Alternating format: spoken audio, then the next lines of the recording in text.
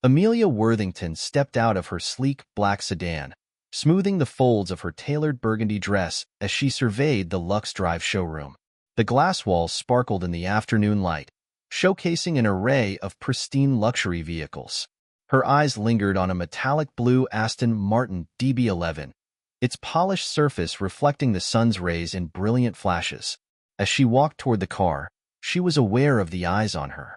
Most of the showroom's other clients, a mix of middle-aged men in tailored suits and young women adorned in designer handbags and heels, were accustomed to moving through spaces like these, gliding past the cars with a sense of ownership. Amelia moved with quiet confidence, but noticed the glances, the small looks exchanged between customers and sales associates. James Sinclair, the dealership owner, stood behind the counter. A tall man with salt and pepper hair and a designer suit, he radiated the arrogance of a man used to having his authority unquestioned. He barely glanced at Amelia as she approached, turning instead to continue his conversation with a younger salesman. James's loud, booming laughter echoed off the walls, an exaggerated sound meant to signal his importance. Amelia waited a few moments, then cleared her throat. "Excuse me," she said, running her hand lightly over the sleek hood of the Aston Martin. "I'd like to know more about this model." James finally turned to her, his blue eyes sweeping over her appearance with an expression that shifted from indifference to disdain.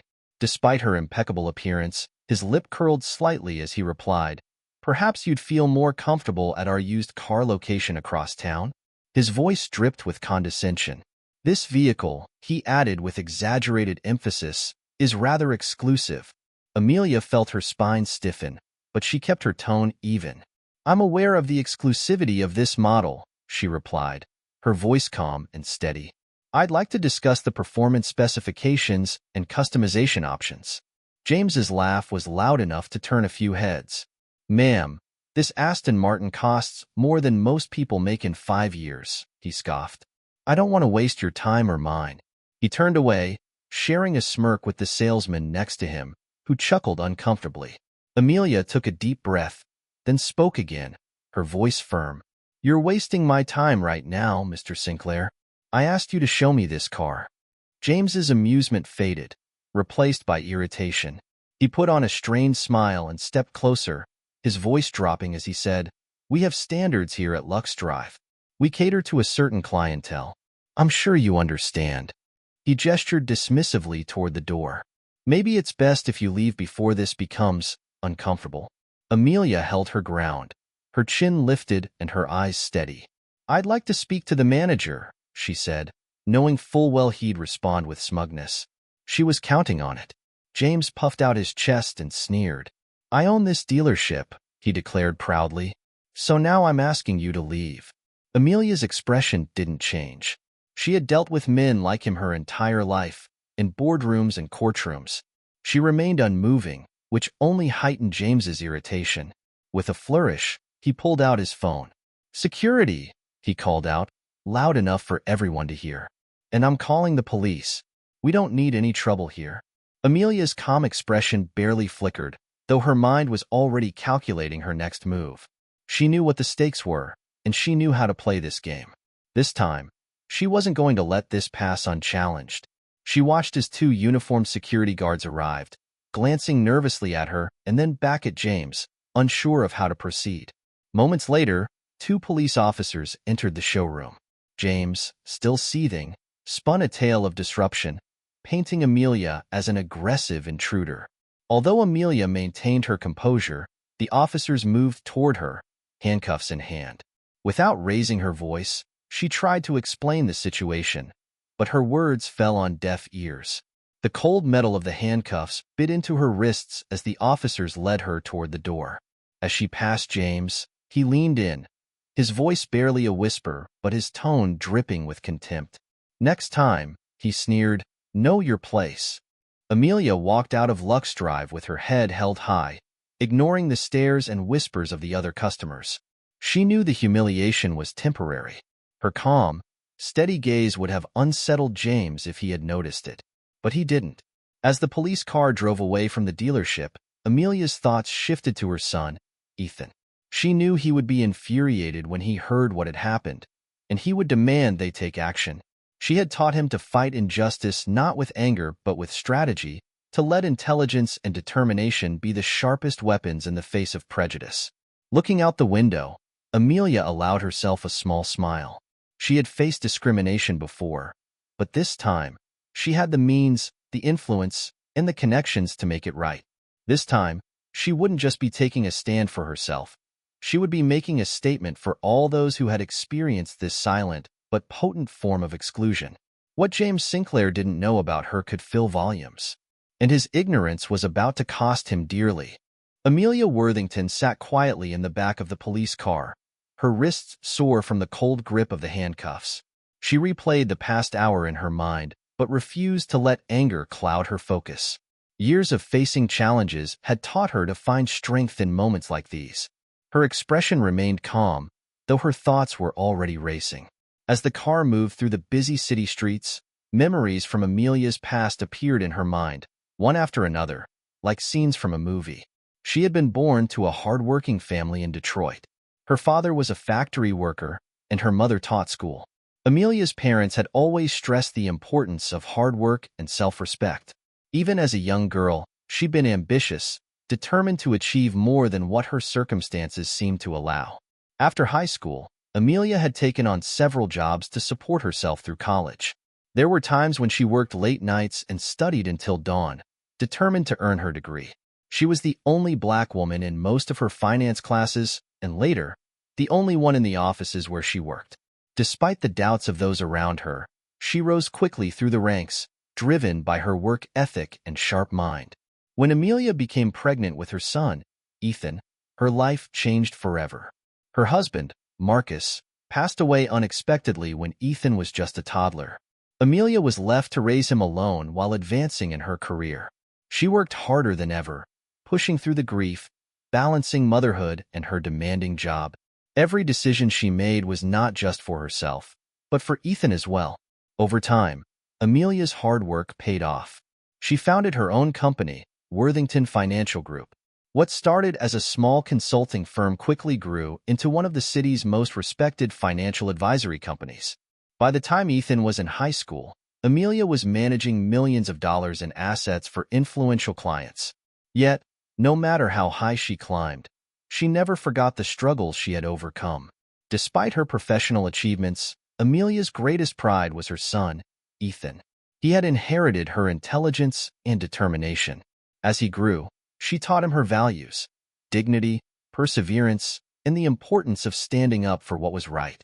Many of their Sunday dinners became lessons, with Amelia sharing stories of her journey and the lessons she'd learned along the way.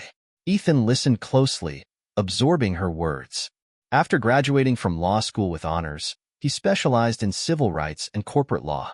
His early cases gained him a reputation as a powerful attorney. He was known for standing up to powerful companies and exposing injustice. At 30, he had become one of the youngest partners at Preston and Howard, a top law firm in the city. Amelia watched with pride as he built his reputation for fairness and integrity. As the police car approached the station, Amelia's thoughts returned to the present moment. She knew that when Ethan heard about what had happened, he would be outraged, not just for her, but for anyone who had ever been treated unfairly. She could already picture his reaction. He would insist on taking action, and she agreed. For years, she had overcome prejudice and pushed through barriers. This time, she had both the resources and a powerful ally in Ethan. When Amelia stepped out of the police car and into the station, she felt a renewed sense of purpose. She knew that what had happened today would not be in vain. This was no longer just about a car. It was about fighting prejudice head-on. Her public humiliation would serve as a message for those who had looked down on her. She had the influence, the knowledge, and the drive to make sure this injustice would not go unanswered. Amelia sat in the cold, harshly lit waiting area of the police station. Her mind was already planning her next steps. She pictured Ethan standing beside her, ready to bring their case to light. This would not just be a personal battle. It would be a call for change, and Amelia Worthington was ready to lead it. Ethan Worthington was in his office at Preston and Howard, the city's most prestigious law firm, when his phone rang. He glanced at the caller ID and saw his mother's name. Immediately, he sensed something was wrong. Amelia usually didn't call him during business hours, knowing how demanding his job could be. When he answered, Amelia's calm voice recounted the events at Lux Drive. As she described the disrespect she had faced and how she had been handcuffed and taken to the police station, Ethan felt his anger grow. His mother had been humiliated, publicly, without reason, other than the assumptions of one arrogant man. It wasn't just an insult to her, but a reminder of the struggles they'd both faced. Taking a deep breath to calm himself, Ethan told her, "We're not letting this go. I'll make sure James Sinclair and Lux Drive face the consequences. They picked the wrong person to treat this way." After they hung up, Ethan leaned back in his chair, his mind already racing. He had built his career on cases involving corporate accountability and civil rights violations. He knew exactly how to handle a situation like this. James Sinclair had underestimated his mother, but he would soon realize his mistake. Ethan's mind flashed back to the values Amelia had instilled in him. She had taught him the importance of standing up against injustice, but doing so with strategy and composure. He remembered how she had shared her own stories of being doubted and dismissed, always pushing through with her dignity intact. Her lessons had shaped him into the attorney he was today. He immediately called a meeting with his legal team. As he outlined the case, his colleagues listened, many of them shocked by what Amelia had endured. Ethan didn't sugarcoat the story. He wanted his team to understand the severity of the prejudice his mother had faced and to approach this case with the seriousness it deserved. "We're going to file a lawsuit against Lux Drive," he announced firmly. "We're charging them with racial discrimination, false imprisonment, and emotional distress. We'll make it clear that their behavior is unacceptable and unlawful." The team began discussing the legal strategy, listing the evidence they would need, including surveillance footage, witness testimonies, and police records. Ethan knew that the law could be a powerful tool in the fight against prejudice, and he intended to use every aspect of it to bring Lux Drive to justice. After the meeting, Ethan made a few more phone calls to close friends and allies in the media. He knew that public attention could amplify the impact of the case, bringing it into the spotlight and showing others who had faced similar discrimination that they, too, could fight back. Later that evening, he sat down with Amelia to go over the details. They met in her office, which was lined with framed awards, articles, and photos capturing her achievements. As he entered, he was struck by how composed she seemed, as if the events of the day had only made her stronger. Amelia had always been a pillar of resilience, and tonight, she was as calm and focused as ever. They discussed the legal process and the potential outcomes. Amelia listened carefully, nodding as Ethan laid out the steps they'd take. When he finished, she smiled, her pride evident in her eyes. "You've grown into a strong man, Ethan," she said softly. "You're not just fighting for me, you're fighting for everyone who has ever been looked down on for things they can't control." Ethan reached across the desk and took her hand. "You taught me everything I know, Mom. This isn't just for you. It's for anyone who's ever been treated unfairly. And we're going to make sure they feel the impact of what they did." They spent the next few hours refining their plan, discussing both the legal action and the media strategy. They knew this case had the potential to spark a larger conversation about discrimination in high-end retail spaces and to create real change. As Ethan left her office that night, he felt a sense of purpose. He was ready to use his skills and resources to make a difference. For him, this wasn't just a case. It was a chance to stand up for his mother and to honor everything she had taught him.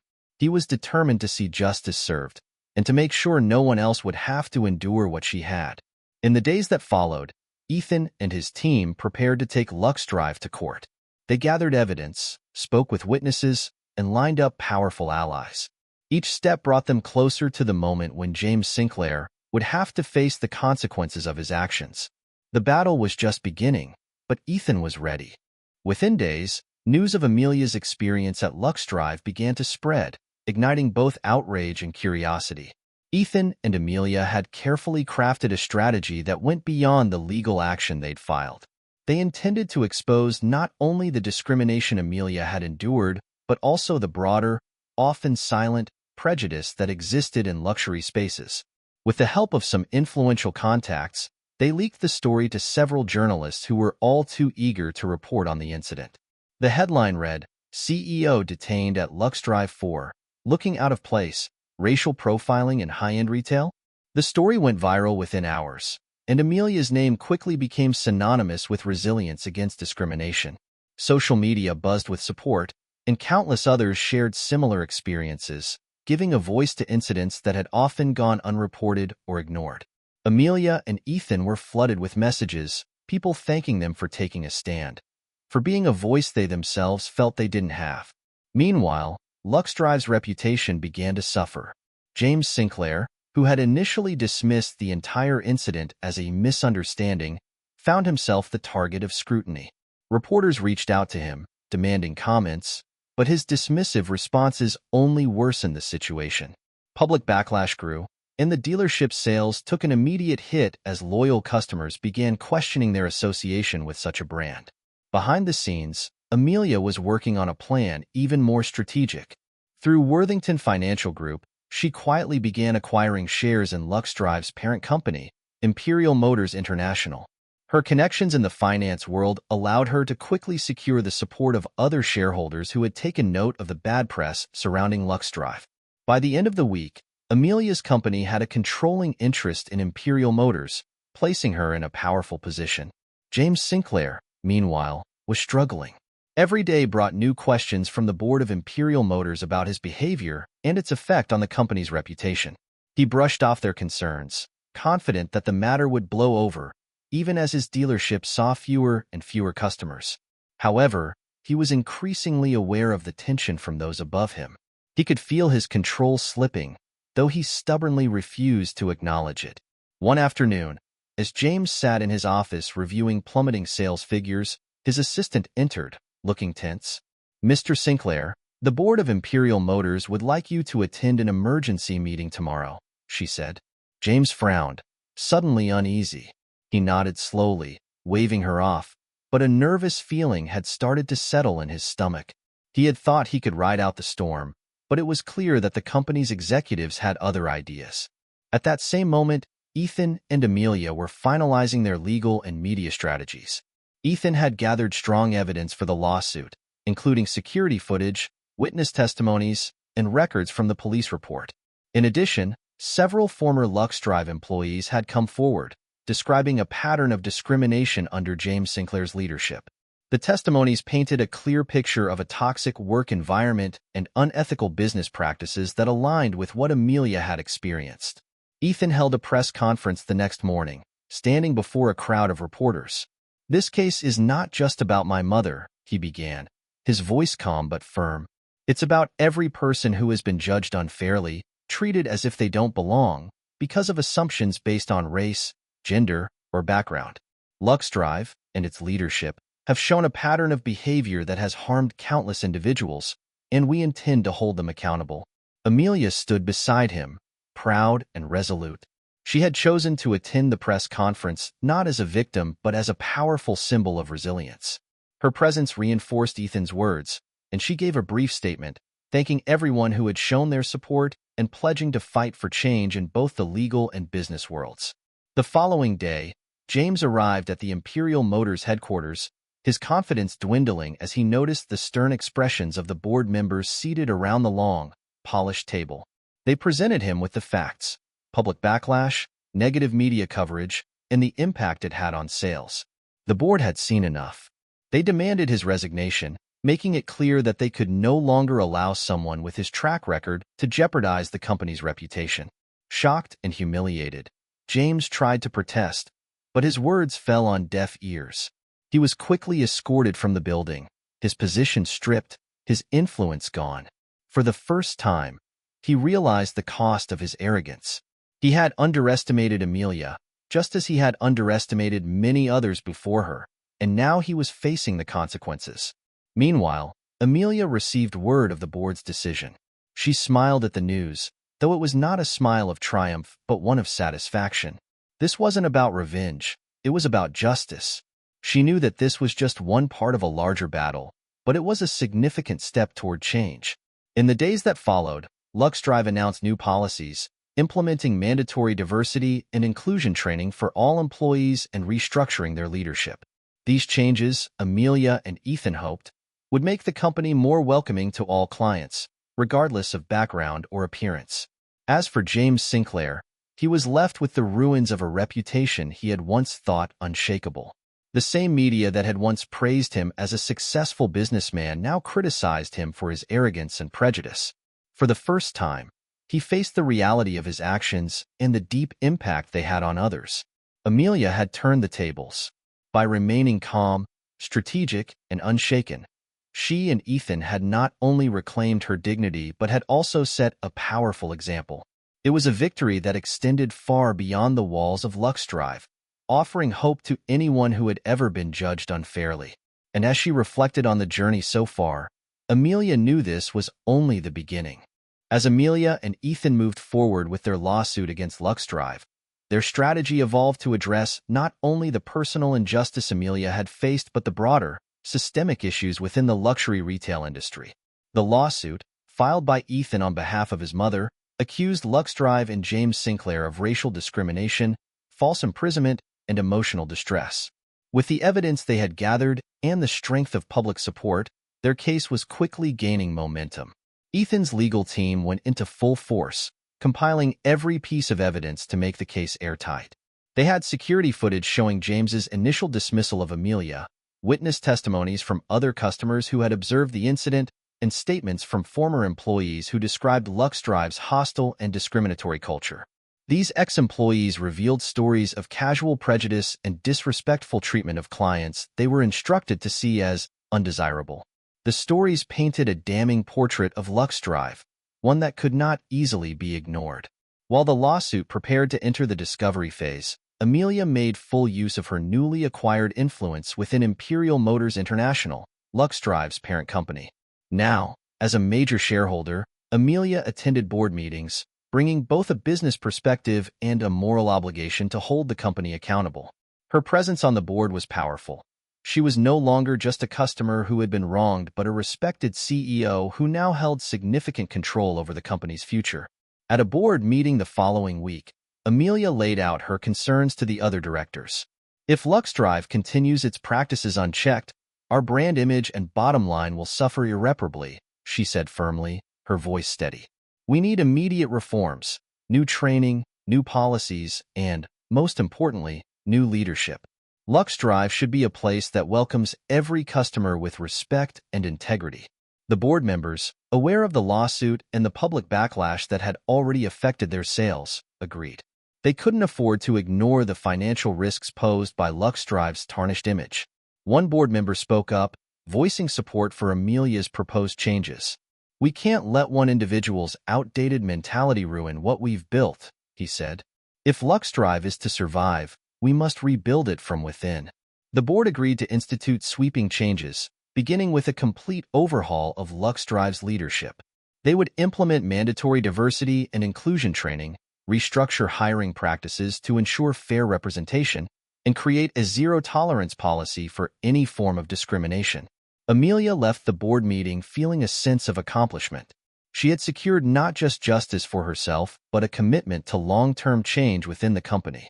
LuxDrive would be transformed from the inside out, setting a new standard for luxury retail spaces everywhere. Meanwhile, Ethan continued his legal preparations. The discovery process unearthed documents revealing that James Sinclair had, over the years, repeatedly ignored complaints of discriminatory practices. His disregard for inclusivity and respect had led to a toxic environment, one that the lawsuit would make public. With each new piece of evidence, Ethan's determination grew stronger. The pressure on LuxDrive intensified as more media outlets picked up the story. News anchors and journalists discussed the lawsuit on national television, highlighting the deeper issues of racial discrimination in high-end retail. Major news outlets published articles that included Amelia's story, bringing the incident to a wider audience and sparking discussions about the treatment of minority customers in luxury spaces. To amplify their efforts, Ethan partnered with several civil rights organizations who offered legal support and additional resources to help bring about lasting industry change. The organizations planned to use Amelia's case as a catalyst to address discriminatory practices across various sectors. They wanted to ensure that this lawsuit wouldn't just hold one dealership accountable, but would inspire reform in all luxury markets. Public support surged, and Amelia and Ethan received messages from people around the country who had faced similar mistreatment. Many shared stories of discrimination they had endured, expressing hope that this case would bring about real change. Hearing these stories strengthened their resolve, reminding them that their efforts were not just for themselves, but for everyone who had ever been treated unfairly. As the court date approached, Lux Drive's defense team scrambled to negotiate a settlement, hoping to avoid the inevitable damage a public trial would bring. They offered Amelia a significant financial settlement, attempting to persuade her to drop the charges and end the lawsuit quietly. But Amelia and Ethan were unwavering. They were not interested in settling for money alone. They wanted accountability and reform. They insisted on a public trial, knowing that it would set a powerful precedent and bring visibility to an issue that had too long been swept under the rug. A quiet settlement wouldn't serve the larger purpose, nor would it bring the systemic changes they were fighting for. Ethan met with Lux Drive's lawyers and firmly outlined their terms. "If you want to settle, it won't be in secret," he told them. "Any agreement will include binding commitments to immediate changes, public accountability, and a formal apology from Lux Drive. My mother and I are not here to simply take a check. We're here to ensure that no one else goes through what she did." Under this pressure, Lux Drive's legal team was forced to report back to their executives. Reluctantly, they agreed to consider Ethan's demands, recognizing that public exposure would only worsen their reputation. They knew they were outmatched. Ethan's legal skills and Amelia's influence as a major shareholder had left them with few options. In the following days, Lux Drive released an official statement acknowledging the need for change and committing to review their policies. Though carefully worded, the statement was a public admission of responsibility, a rare moment of accountability for a brand of their stature. They announced a partnership with civil rights organizations to ensure that their new policies would meet industry standards for inclusivity. The legal case was set to move forward, with Ethan and Amelia holding their ground for a trial that would establish a clear message. Lux Drive's attempts at image repair continued, but the damage had been done. The luxury dealership, once a symbol of exclusivity, was now forced to reckon with the impact of its actions. Amelia and Ethan felt the momentum shifting in their favor. Together, they had not only fought for her personal dignity but had ignited a movement for fairness and respect in spaces that often overlooked those values. They knew the road ahead would still be challenging, but they were determined to see it through to the end. As Amelia reflected on the journey so far, she knew they had already achieved something remarkable. The conversation had begun, and people were listening. For every person who had been dismissed, disrespected, or made to feel as if they didn't belong, Amelia and Ethan were fighting to make sure this would never happen again. The morning of the trial had arrived, and Lux Drive's fate hung in the balance. Despite their attempts to control the narrative and avoid a public spectacle, the courtroom was packed with reporters, civil rights advocates, and supporters of Amelia Worthington's cause. The public had rallied around her, making this case about more than one woman's experience. It was a trial that put an entire culture of elitism and prejudice in luxury spaces on display. Amelia sat beside Ethan at the plaintiff's table, her expression calm but resolute. She wore a tailored suit, her posture as dignified as ever, showing no trace of the humiliation she had endured at Lux Drive. Ethan sat beside her, focused and prepared, his face set with determination. He'd spent countless hours preparing for this day, refining every argument and examining every piece of evidence. This was more than a case. It was a mission. At the opposite table sat Lux Drive's legal team, looking weary and tense. Although they'd initially believed they could handle the situation, the overwhelming media scrutiny and public backlash had left them on shaky ground. James Sinclair was nowhere to be seen, having been advised by his attorneys to avoid the public eye for now. Still, his influence lingered in the defense's strategy, which tried to minimize the incident as a misunderstanding while shifting the blame onto Amelia for allegedly being uncooperative. The judge entered, calling the room to order. Ethan stood, delivering his opening statement with clear conviction. He described the blatant prejudice his mother had experienced and framed it within the broader context of discrimination faced by people of color in luxury spaces. He explained the purpose of the lawsuit, not just to secure justice for Amelia, but to challenge a system that upheld harmful stereotypes and discriminatory practices. Ms. Worthington is not only a successful business leader but a human being who deserved basic respect, he said, his voice strong and steady. She walked into Lux Drive expecting fair treatment as a paying customer, but instead, she was dismissed, humiliated, and wrongfully detained, all based on assumptions about her worth and place in society. This is not just a legal matter. This is about human dignity. The defense, however, attempted to paint Amelia as a disruptive presence, someone who had allegedly escalated the situation. They argued that James Sinclair had merely been protecting the dealership's interests, suggesting that he'd been misunderstood. But their claims rang hollow, especially in the face of the evidence Ethan presented. One by one, Ethan called witnesses to the stand. Former employees described James Sinclair's dismissive and often hostile treatment of clients he deemed unsuitable for Lux Drive. Many spoke of a culture of exclusion, sharing how Sinclair had frequently made offhand comments implying that certain customers simply didn't belong. Surveillance footage played on a large screen showed Amelia's interaction with Sinclair, the clear contempt in his body language evident for all to see. The turning point came when a respected community figure, who had been present at Lux Drive the day of the incident, took the stand. He recounted witnessing Amelia's calm and respectful demeanor while Sinclair had escalated the situation, dismissing her and ultimately calling the police to have her removed. His testimony was clear and direct, confirming that Amelia had done nothing to provoke such a reaction. By the end of the day, the jury appeared visibly moved.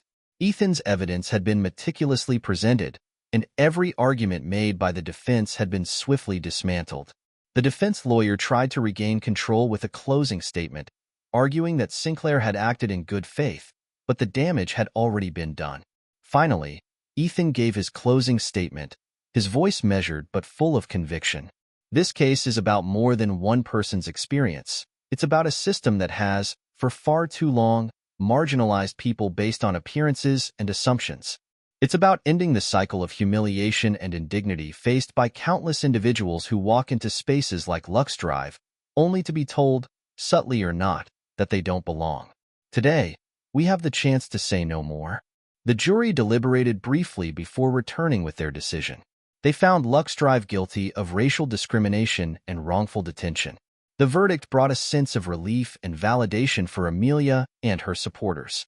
The judge ordered Lux Drive to issue a formal apology, pay substantial damages to Amelia, and implement a strict program of diversity training and anti-discrimination policies across all its locations.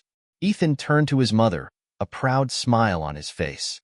He had fulfilled the promise he'd made to her, to make sure Lux Drive and its leadership faced the consequences of their actions. The news spread quickly, with the press capturing every detail of the victory. Lux Drive was now held up as a symbol of accountability, a reminder that no amount of money or prestige could excuse discriminatory behavior. James Sinclair, though absent from the trial, faced an irreparably damaged reputation.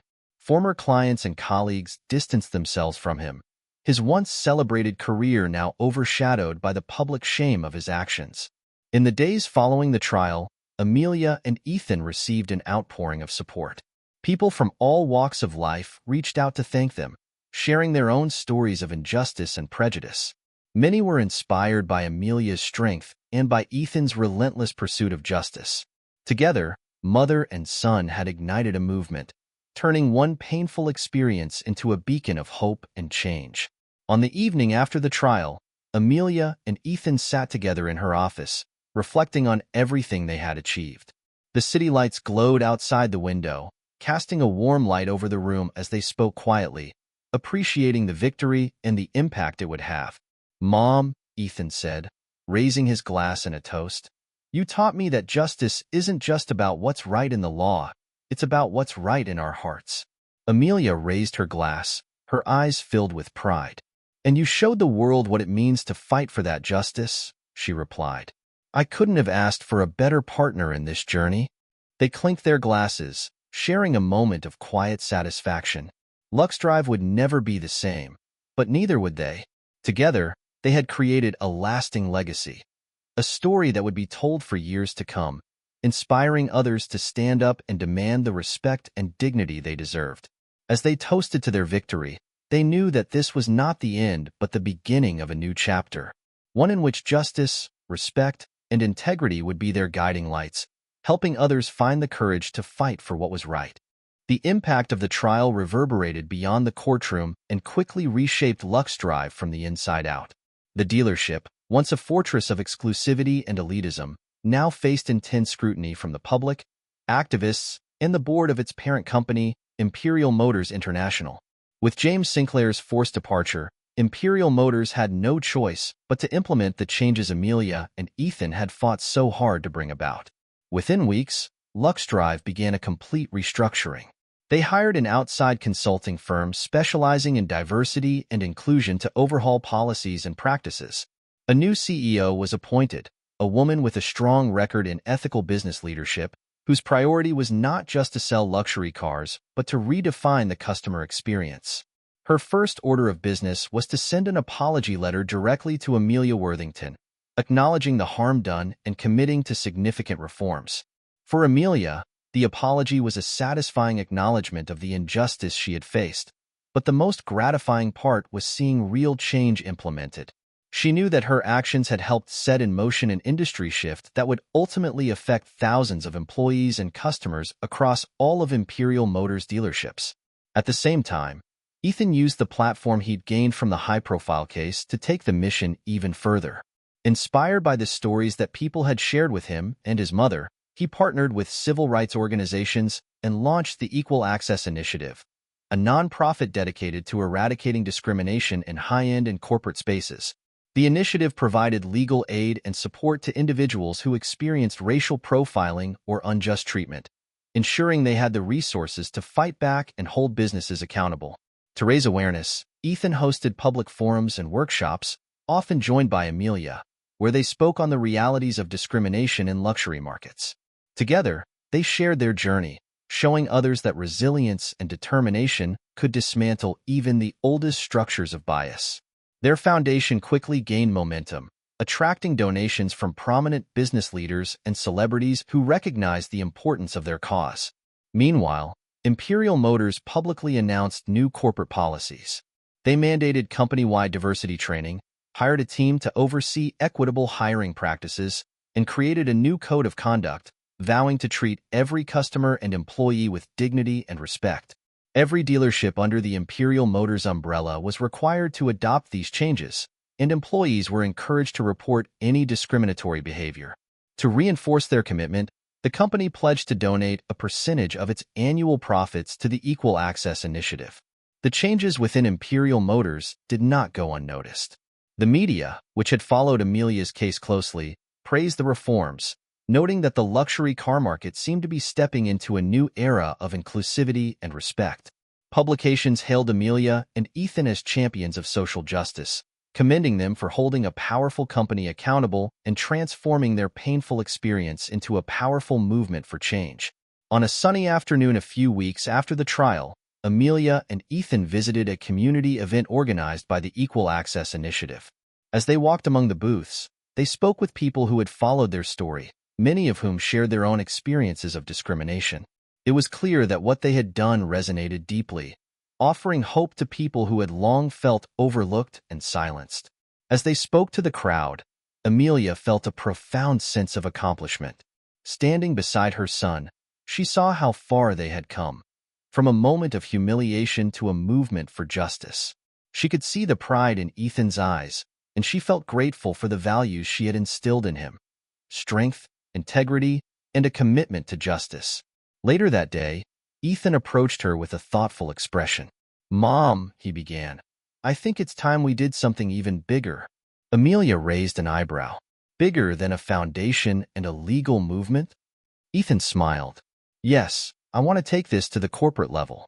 We should create a consulting branch under Equal Access that works directly with businesses, helping them establish fair policies and prevent discrimination before it even begins. If companies like Lux Drive had access to these resources early on, maybe things would have been different." Amelia's eyes lit up. "That's brilliant, Ethan. We can help prevent these incidents instead of just reacting to them. Let's make sure no one else has to go through what we did." The consulting branch launched soon after, offering companies workshops, training programs, and strategies for cultivating inclusive and respectful environments. They found clients eager to implement these programs, inspired by Imperial Motors' turnaround and looking to enhance their own practices. Within months, Equal Access Initiative grew into a powerful force in corporate reform. Businesses began to recognize that inclusivity was not just ethical but essential to their success. Ethan and Amelia had created something transformative, a foundation that not only provided justice for individuals but also drove change at the corporate level. One evening, Amelia found herself driving past Lux Drive in her new luxury car, a model from a competitor who had shown her the respect that Lux Drive had denied her. As she slowed to take in the familiar building, she noticed the changes, the new management, the open doors, and the friendly welcome extended to all customers, regardless of appearance. The dealership had been transformed, no longer a fortress of exclusion but a place of service and respect.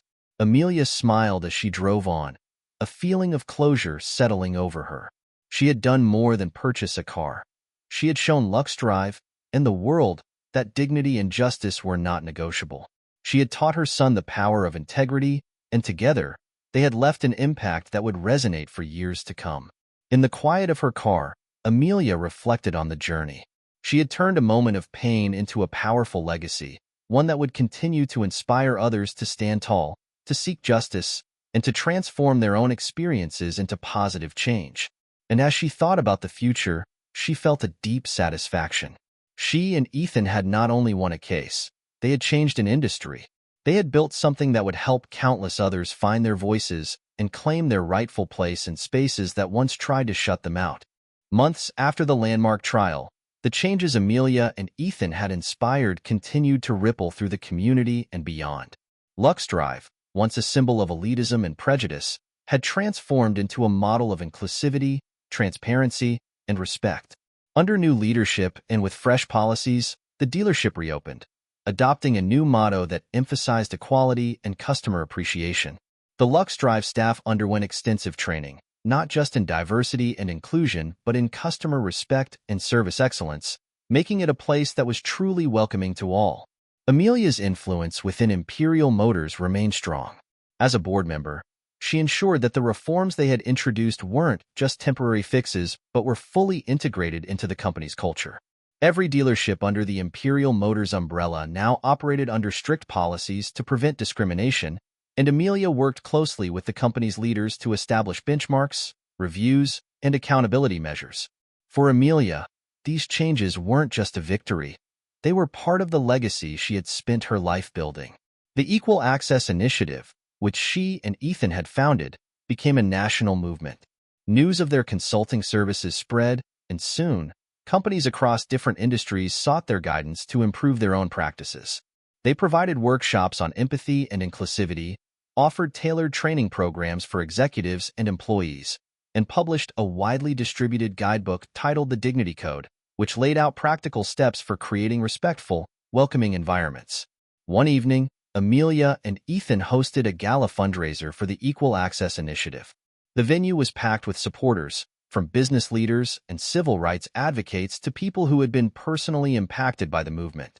The room buzzed with energy and optimism, a celebration of everything they had accomplished and everything that was still to come. As the evening went on, Amelia took to the stage, the lights shining down on her as the crowd fell silent in anticipation. She looked around the room, moved by the faces before her, people from all walks of life who believed in their mission. "Thank you for being here tonight," she began, her voice steady and warm.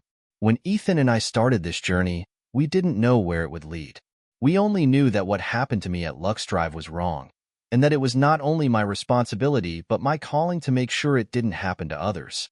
Tonight, I stand here not as a woman who fought against discrimination, but as one who had the honor to stand up for what's right, and to do it alongside all of you." The room erupted in applause, and Amelia took a moment to let their support sink in before she continued. Equal access is not just about erasing prejudice.